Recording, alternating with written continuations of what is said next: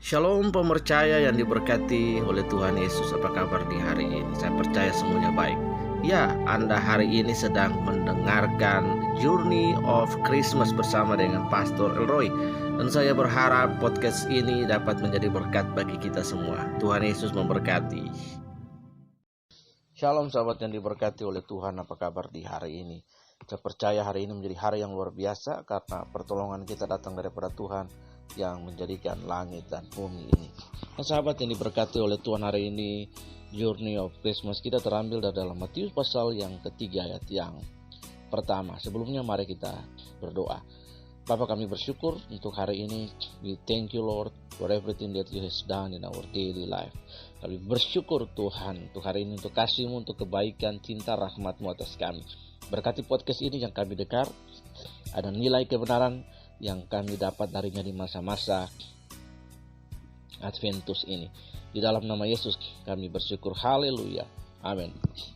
Nah, sahabat yang diberkati oleh Tuhan Yesus, Matius 3 ayat 1 berkata, pada waktu itu tampillah Yohanes Pembaptis di padang gurun Yudea dan memberitakan. Sahabat, Matius tidak saja memuat kisah masa kecil Yesus di dalam Injilnya, namun menggantikannya juga dengan kisah Yohanes Pembaptis.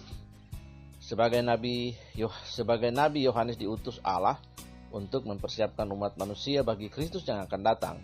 Apa yang dilakukan oleh Yohanes? Yang pertama, ia berkhotbah dengan menitik beratkan pada perkara dosa pribadi dan dosa komunal kolektif yang telah mencemarkan masyarakat. Ini menjadi pesan yang menarik karena Natal juga berbicara tentang pertobatan. Ia berkhotbah menentang segala bentuk materialisme, egois, pengeksploitasian serta penindasan orang lemah. Kita dapat membacanya dalam Lukas pasal 3 ayat 11 sampai 14. Ia menegur siapapun tanpa pandang bulu. Bahkan ia menggunakan suara yang keras kepada mereka dengan sebutan ular beludak. Teguran keras yang disuarakan Yohanes tidak dimaksud untuk membuat orang yang mendengar menyesali dosanya. Bagi Yohanes, pertobatan pun bukan suatu usaha untuk memperbaharui diri sendiri.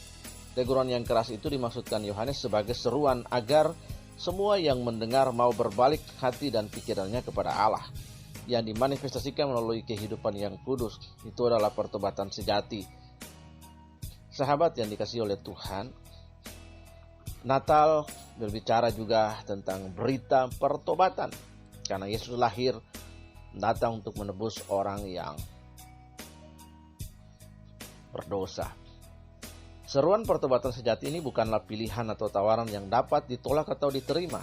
Pertobatan sejati adalah suatu keputusan yang sangat serius, sebab penghukuman Allah sudah tersedia bagi mereka yang tidak secara serius meresponi seruan pertobatan ini. Sahabat yang diberkati oleh Tuhan, kita tidak mungkin melakukan misi Yohanes secara persis, yaitu mempersiapkan jalan bagi Yesus. Sebab hanya Yohaneslah yang dianugerahi tugas yang demikian agung. Namun kita dapat meneladaninya dalam hal keberaniannya untuk menegur siapapun yang bergelimang dalam dosa. Menggelisahkan orang-orang yang merasakan damai sejahtera walaupun mereka sebetulnya bersandar pada pengharapan yang palsu dan menyesatkan. Dengan keras dan serius, Yohanes menuntut kekudusan hidup sebagai bukti pertobatan, bukan partisipasi dalam ritual keagamaan saja. Pemaparan penghukuman Allah yang akan menimpa setiap dosa mereka yang masih bergelimang dalam dosa. Sahabat, di masa Adventus ini renungannya bagi kita hari ini adalah penghukuman Allah jarang sekali dikhotbahkan dalam ibadah gereja masa kini. Pemberitaan firman di dalam gereja seharusnya meliputi teguran keras kepada siapapun untuk hidup kudus, berita anugerah dan penghukuman. Jika demikian, maka gereja masa kini dapat berperan menjadi Yohanes Pembaptis pada masa kini. Mari kita berdoa. Kami berdoa, Tuhan, ajar kami untuk menjadi pembawa suara kebenaran. Yohanes 8 ayat 32 berkata, If you know about the truth shall make you free. Jika kamu mengenal kebenaran, maka kebenaran itu akan memerdekakan. Kalau kami percaya dan mengikuti Yesus ada jalan kebenaran, maka kami akan merdeka, kami akan hidup benar. Respon dari hidup benar dan menerima kebenaran itu adalah kami berkata yang benar.